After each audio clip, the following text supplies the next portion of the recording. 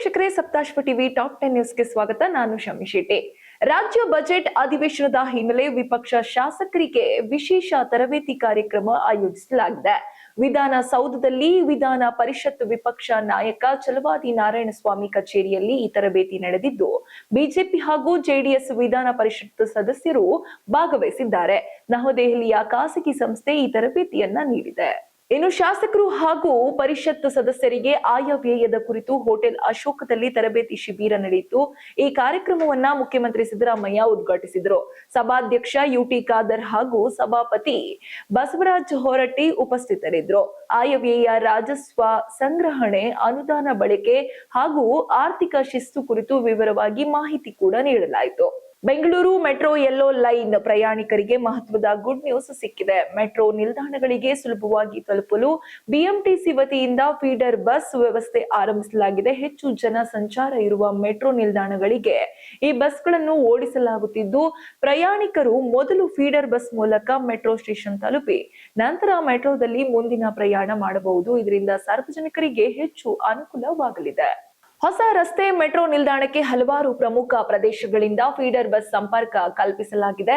Central jail, national public school, Haralur cross, Agara Parangipalya, Somasundarapalya, Kudlu gate ಹಾಗೂ ಸಿಂಗಸಂದ್ರ ಭಾಗಗಳಿಗೆ feeder bus ಸಂಚಾರ ಆರಂಭವಾಗಲಿದೆ. ಇದರಿಂದ ಈ ಭಾಗದ ನಿವಾಸಿಗಳಿಗೆ ಮೆಟ್ರೋ ಪ್ರಯಾಣ ಮತ್ತಷ್ಟು ಸುಲಭವಾಗಲಿದೆ. ಇನ್ನು ಸರ್ಜಾಪುರ ರಸ್ತೆಯಿಂದ ಎಲೆಕ್ಟ್ರಾನಿಕ್ ಸಿಟಿ ಮಾರ್ಗಕ್ಕೂ ಮೆಟ್ರೋ ಫೀಡರ್ ಬಸ್ ವ್ಯವಸ್ಥೆ ಕಲ್ಪಿಸಲಾಗಿದೆ. ಕಾರ್ಮೆಲ ರಾಮ್ ಬಸ್ ನಿಲ್ದಾಣದಲ್ಲಿ ಹೊಸ ರಸ್ತೆ ಮೆಟ್ರೋವರೆಗೆ ಸಂಪರ್ಕ ಒದಗಿಸಲಾಗಿದ್ದು, ಐಟಿ ಉದ್ಯೋಗಿಗಳು ಮತ್ತು ದಿನನಿತ್ಯ ಪ್ರಯಾಣಿಕರಿಗೆ ಇದು ಬಹಳ ಸಹಕಾರಿ ಆಗಲಿದೆ ಎಂದು ಸಾರಿಗೆ ಇಲಾಖೆ ತಿಳಿಸಿದೆ.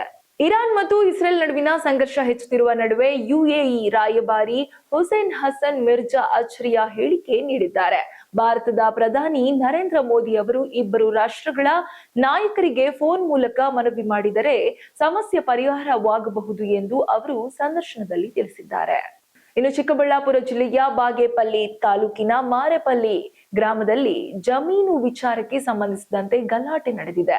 ಸುಮಾರು 30 ಜನರ ಗುಂಪು ಅರವಿಂದ್ ಕುಮಾರ್ ಹಾಗೂ ರಾಮಲಕ್ಷ್ಮಮ್ಮ ಮೇಲೆ ಹಲ್ಲೆ ನಡೆಸಿದ ಆರೋಪ ಕೇಳಿ ಬಂದಿದೆ. ಗಾಯಗೊಂಡ ಅರವಿಂದ್ ಕುಮಾರ್ ಅವರನ್ನ ಚಿಕ್ಕಬಳ್ಳಾಪುರ ಜಿಲ್ಲಾಸ್ಪತ್ರೆಗೆ ದಾಖಲಿಸಿ ಚಿಕಿತ್ಸೆ ಕೂಡ ನೀಡಲಾಗುತ್ತಿದೆ. ಈ ಕುರಿತು ಬಾಗೇಪಲ್ಲಿ ಪೊಲೀಸ್ ಠಾಣೆಯಲ್ಲಿ ಪ್ರಕರಣ ದಾಖಲಾಗಿದೆ. ಚಿಕ್ಕಮಗಳೂರು ಜಿಲ್ಲೆಯ ಮೂಡಿಗೆರೆ ತಾಲೂಕಿನ ನೀಡುವಾಳೆ ಗ್ರಾಮದಲ್ಲಿ ಯುವಕನೊಬ್ಬ ಶಾಸಕಿ ನಯನಾ ಮೋಟಮ್ಮಗೆ ಸವಾಲು ಹಾಕಿದ್ದಾನೆ. 1 ತಿಂಗಳ ಒಳಗೆ 10 ಜನರಿಗೆ ಹಕ್ಕುಪತ್ರ ನೀಡಿದರೆ ಫೇಸ್ಬುಕ್ ಲೈವ್ ನಲ್ಲಿ ತಲೆ ಮತ್ತು ಗಡ್ಡ ಬೋಳಿಸಿಕೊಳ್ಳುತ್ತೇನೆ ಎಂದು ನವೀನ್ ಎಂಬ ಯುವಕ ಘೋಷಣೆ ಮಾಡಿದ್ದಾನೆ. ಈ ಹೇಳಿಕೆ ಈಗ ಸ್ಥಳೀಯ ರಾಜಕೀಯ ವಲಯದಲ್ಲಿ ಚರ್ಚೆಗೆ ಕಾರಣವಾಗಿದೆ. ಇನ್ನು ಧಾರವಾಡ ಜಿಲ್ಲೆಯ ಕಲಘಟಕಿ ತಾಲೂಕಿನ ಮಿಶ್ರಿಕೋಟಿ ಗ್ರಾಮದಲ್ಲಿ ಅಪರೂಪದ ಘಟನೆ ನಡೆದಿದೆ. ಮಹಾದೇವಿ ನಾಯ್ಕರ್ ಅವರ ಡಾಬರ್ಮನ್ ತಳಿಯ ಗರ್ಭಿಣಿ ಶ್ವಾನಕ್ಕೆ ಸ್ಥಳೀಯರು ಸೇರಿ ಅದ್ದೂರಿಯಾಗಿ ಸೀಮಂತ ಕಾರ್ಯಕ್ರಮ ನಡೆಸಿದ್ದಾರೆ. ಶ್ವಾನಕ್ಕೆ ಸೀರೆ ಬಳೆ ತೊಡಿಸಿ ಅರಿಶಿನ ಕುಂಕುಮ ಹಚ್ಚಿ ಆರತಿ ಬೆಳಗಿ ಸಂಭ್ರಮಿಸಿದ್ದಾರೆ. ಇನ್ನು ಉತ್ತರ ಪ್ರದೇಶದ ಸಾಂಬಾಲ್ನಲ್ಲಿ ಬಾಲಕರು ಪ್ರಾಮಾಣಿಕತೆ ತೋರಿದ್ದಾರೆ. ಆಟವಾಡುತ್ತಿದ್ದ ವೇಳೆ ರಸ್ತೆಯಲ್ಲಿ ಸಿಕ್ಕಿದ್ದ ಐಫೋನ್ ಅನ್ನು ಅವರು ಸಮೀಪದ ಪೊಲೀಸ್ ಠಾಣೆಗೆ ಒಪ್ಪಿಸಿದ್ದಾರೆ. ಪೊಲೀಸರು ಮೊಬೈಲ್ ಮಾಲೀಕನಿಗೆ ಕರೆ ಮಾಡಿ ಮೊಬೈಲ್ ಮರಳಿ ನೀಡಿದ್ದು, ಬಾಲಕರ ಮಾನವೀಯತೆಗೆ ಮೆಚ್ಚುಗೆ ಕೂಡ ವ್ಯಕ್ತವಾಗಿದೆ. ಇದು ಈ ಹೊತ್ತಿನ ಟಾಪ್ 10 ನ್ಯೂಸ್. ಇನ್ನಷ್ಟು ಸುದ್ದಿಗಳಿಗಾಗಿ ನೋಡ್ತಾ ಇರಿ ಸಪ್ತಾಶ್ವ ಟಿವಿ.